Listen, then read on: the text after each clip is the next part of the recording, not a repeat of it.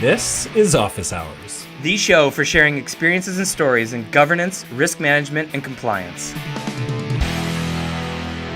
A few things have come up recently that have had me thinking about contract risk, how that relates to third-party risk programs, and in particular, one of my shared experience for today, which is around a potential overbilling scheme. Just thinking about how those things relate together and what the implications are over some past experience on third-party risk, which I think is one of the hottest topics in GRC today, as it were. Yeah, we're certainly seeing a lot of examples of people wanting to get some help in managing third-party risk, but it seems like people are all going one way, and I think you have some really good experiences to share.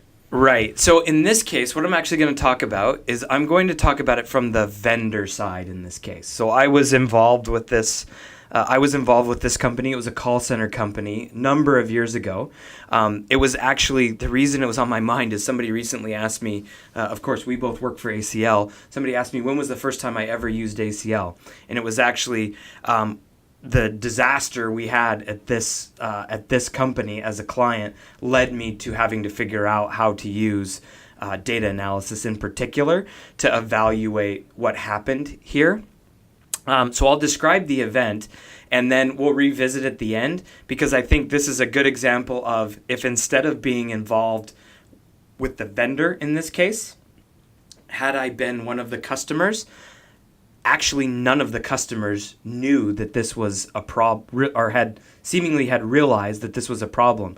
Thus, it's a sort of third-party risk problem that seems to be going largely undetected out in the wild. Right. So fundamentally, you have these agents taking the phone calls that are coming into the call center, and the data about those calls gets captured on the phone switch, on the phone system that routes and directs these calls out. So every single call, millions and millions and millions of calls with very granular data about how long was the customer on hold, how long were they talking, all that sort of thing. Interesting. Right? Was it actually able to track when they were talking? So when there was noise on the line versus not? When they were live with the agent. Okay, so yeah.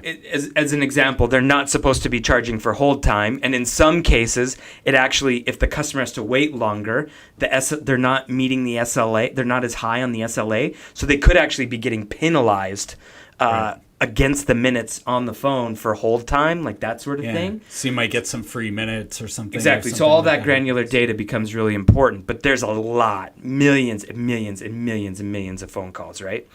And so from there, they have these call centers all over the world, and each call center, of course, has multiple phone switches to keep the center up. So you have dozens of phone switches that then consolidate all of that call data into a series of big data warehouses, as it were. Right. So we're consolidating all of the data, and then over time, they might have had an Avaya phone switch and a AT&T or whatever, whoever makes them. I can't even remember who makes them, but they get different phone switches over time, which capture different kinds of data, which means the data's got to be normalized. Right. So when they pull this data down into these big data warehouses, there's all kinds of transformations and cleaning routines and all that sort of thing that clean and standardize the data. Yeah, right? That makes sense. You have to, so that you can bill your customers, you got to make sure the data is all being centralized in one place in the same format. Yeah, and the thing I would call out is this was largely built off of Oracle infrastructure and literally cost millions and millions of dollars to put in place. So after that transformation is done, they loaded all of the data on an account-by-account basis into SAP, their core ERP system, so that they could then, in turn, send a bill to the customer. Well, what was happening was the minutes on the phone, and thus what was captured on the phone switch, they looked like Barry Bonds in 1996. Lots of strong performance, but boy, did he look a lot different in 2007. And somebody gave whether they meant to or not, gave those minutes a little bit of, shall we say, an injection or an inflation in the midst of all of this crazy data transformation that was going on. Thus, the bills that are coming out, they're actually overbilling the customers. Someone was juicing Juicing the phone minutes. Juicing the phone minutes.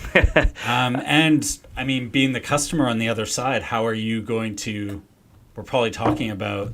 You're talking about millions of records, hundreds of thousands of minutes, or like hundreds of millions of minutes. Yeah. So how are you going to reconcile that? That's a vendor risk, right? I'm paying these guys a ton of cash. So aside from all the other risk questions around the security of my data and all that sort of stuff that lies with this call center, like the third party risk question to me is, how the hell do I have any idea whether what I'm getting billed is fair or not? And I think there's, we'll get to that later on, but I think you could probably compare what you're getting billed to other things that are going on inside of your own company to see whether, in this case, whether that's reasonable, overall reasonable. But nonetheless, we needed to take the steroids out of actually, funny enough, this was around the same time. Steroids needed to come out of baseball. Inflation needed to come out of the phone minutes. Right. So you needed to put in some testing. So what was worse was this had been going on for a long time. The financial statements were ultimately issued, signed off by the auditor, before any of it had actually been discovered. And effectively, the auditors, the external financial statement auditors, had missed it. And now we have inflated revenue on certified financial statements. That's a problem. That is a pretty big risk, as we all know. And how did they miss something as big as this? What happened was, effectively, this organization referred to all of this stuff that was going on in the middle, all of these data warehouses and transformations. They had a name for the whole system. Like a code name or something? Yeah, and I can't say, or I can't even remember what it was, but it was sort of like, let's call that whole mess the Kevin machine, right? And I don't want to be named after this thing. And the Kevin machine, because the auditors didn't think about it well enough from a technical perspective, it was thought of as the Kevin machine was an application, in a sense, and thus we treated it like any other financially significant application and said, hey, if we have effective IT general controls on the Kevin machine, that means the application controls, the operation of the system, as long as they work effectively once, we can rely on them. Suffice it to say, I think that's generally one of the biggest flaws in auditing, specifically today, is the reliance on application controls, given that most auditors have no idea what's actually an application control versus not. Yeah. But even given that, like, this is a bunch of data transformation that maybe one or two people coded in order to harmonize all this data into a data warehouse. Right. And you're calling that an application control? And it's all SQL queries and stored procedures and stuff like this, not an application. Like if we were testing an application control down the line, if we were testing the three-way match in SAP, completely different thing than saying, oh, this crazy stored procedure that some DBA created 5 years ago is an application control, right? So anyway, that's what happened. That obviously shouldn't have been considered an application control, because what happened was one phone call was traced through the whole system, from the literally sitting with the call center agent all the way through to it showing up on the bill. IT general controls are good, so we tested one phone call out of 500 million, and all's fine. So to me, this seems like where the story is about to get interesting. Is this interject Dan Zitting or interject Dan Zitting and team, and we get the next phase of the story? Suffice it to say, it was a big fire, and we had to get to the bottom of how bad was the problem. We know there's some some misbillings going on, and there's a chance that revenue's overstated, we had to figure out quickly how bad or not bad the problem was. So how did you get to that point of knowing that there was a problem? If everyone signed off on it and tested the application control, etc. Questions from from a customer came in down the line. Yeah. And actually beyond that, I know there was something around that, and I don't actually know the rest of the source. But by the time it hit my desk, it was already a fire. Yeah, so they must have been juicing that data pretty good if some people down the line were like, hey, something's not quite right here. So what happened, what we did was trying to figure out how can we figure this out from hundreds of millions of raw phone call data through to a very consolidated bill in from SAP. We had to figure out how to reconcile those two with absolutely no ability to rely on the whole Kevin machine in the middle. Right? You want to take all of that transformation out, go straight from the source data to the final bill to the customer. So in doing something like that, you're always looking for the opportunity to do a reconciliation. Right. And the way we could do a reconciliation here was to go back to the source contracts. So they actually had, despite having hundreds of millions of phone calls, relatively few customers, but they're really big enterprise customers. So we took all of the contracts of the customers, parsed apart the literal legal contract for what are the rules around how does a phone call get billed, subtract for the hold time, add for the minutes talked, da-da-da-da-da-da-da-da. And we extracted those out of the contracts and wrote them into analytic scripts. We did this in ACL. Part of the reason, I suppose, why I've always been a bit of a fanboy, but I can honestly tell you, in this case, I am truly speaking as a customer because I didn't, obviously I wasn't an employee of ACL then. So we wrote those rules into, or reenacted those rules in ACL, which allowed us to join, blend, clean, summarize, add up, calculate, da-da-da-da-da, the information off of the phone switches, and finally compare it to data from straight out of basically the the invoice table in SAP. Does that make sense? Yeah, that makes sense. So that's how we really evaluated the scope and scale of the problem. The question was, this cannot happen again in the immediate term. So we robotized, as we've talked about on a few other episodes, we robotized that analysis. So taking those steps to do the reconciliation, capture them into a script, turn that script on, and reconcile every single month or even every single week to make sure that the bills are accurate. And yeah, essentially you put in a control. Effectively, that's right. So risk assurance around this problem is achieved because there's a new, we introduced the contracts and what effectively operates as a new control, this reconciliation robot that runs every week to make sure that the bills before the invoices before they go out are accurate. That was a great project, and it was transformational for me in my career because I was fairly early in my career then, and it took on a really hard problem, but did it in a way where we could gain real assurance. And so I guess for what it's worth, I would just encourage anybody else who gets an opportunity like that, man, jump on and figure out how to leverage the technology and the big data, as it were. It was an impressive outcome that got me a big career lift. Yeah, in my experience, it's that kind of moment that I've seen a lot of our customers or a lot of the people I've worked with in my career.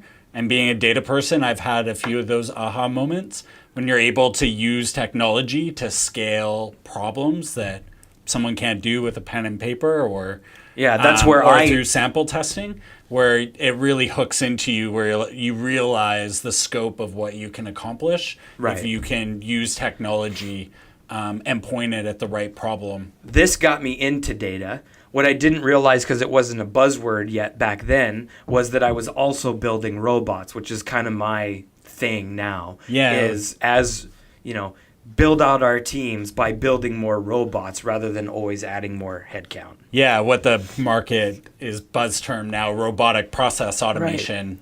People have been doing for a lot of years. They're just calling it a different thing now. Right. So we're already going too long. As I mentioned, this has me thinking about right now, revisiting this experience for me, has me thinking a lot about right now about applying that to third-party risk, because I'm getting so many questions from customers right now around third-party risk, and they're all related to doing more and more larger and more complicated questionnaires. Yeah, and like 300 questionnaires. Yeah, and I understand why you do that, and I understand how it checks the box on, or at least in part checks the box on compliance requirements around how we use vendors, but I just don't think it's the answer to third-party risk. So my argument would be asking vendors to fill out third-party questionnaires is fine. That's a checkbox compliance exercise, but don't come to me and call that third-party risk management, because it's not. It's a place to start. It's good.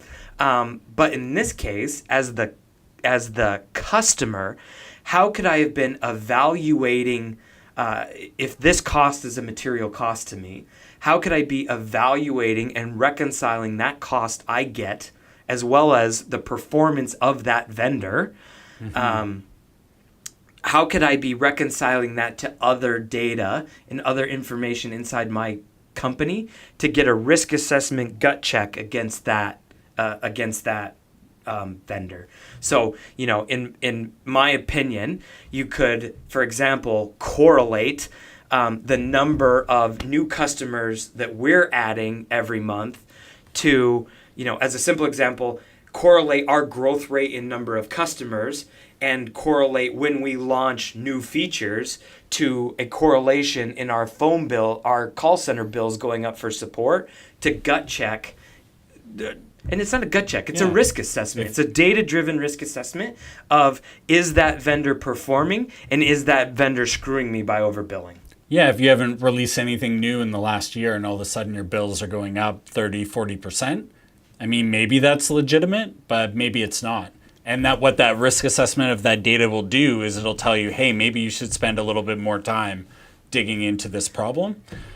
Another, I think, super easy way to do a third-party vendor risk assessment is look, who are you paying the most?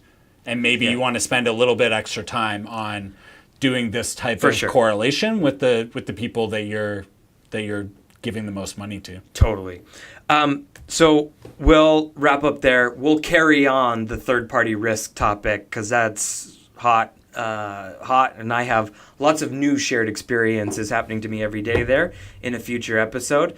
But otherwise, I hope that was a useful story, and maybe consider it, because I think a proper data-driven risk management process would have solved these problems that got executives fired on the vendor side, high-level executives, got the auditors in trouble, and also could have avoided costs that could have been avoided for the customer. So if any of the three parties had been doing proper data-driven risk analysis, all three might have stayed out of hot water. I guess luckily for you, you got your first exposure to using data at a really tough problem and got a really big, I guess it was a win for you out of it. Maybe not a win for the people who got fired. Indeed. Thanks, everybody. That's the story for this time. We'll see you on the next one. Thanks, Kev. Thanks, Dan.